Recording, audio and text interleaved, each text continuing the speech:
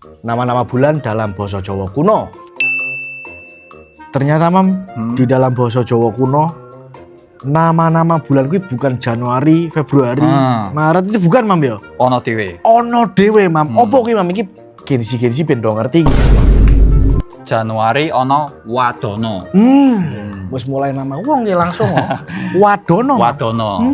Oke. Februari Wijonggo. Wijonggo Mam. Dia wis kaya pujangga Wijonggo.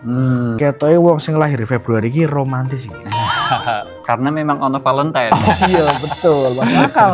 Wijonggo Mam. Wijonggo. Oke. Terus Mam, Maret Wiono. Wiono Mam. Wiono. Oke. Terus papat iki biasa dienggo jeneng juga Widodo. April. Widodo April Mam.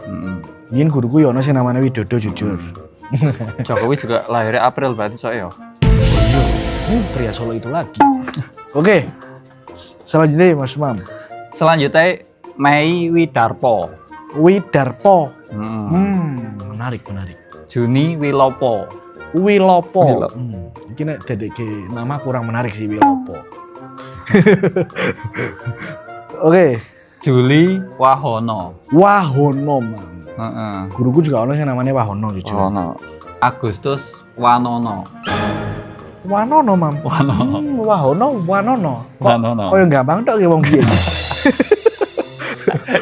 Wanono. Iya. Terus Septembernya Wurono.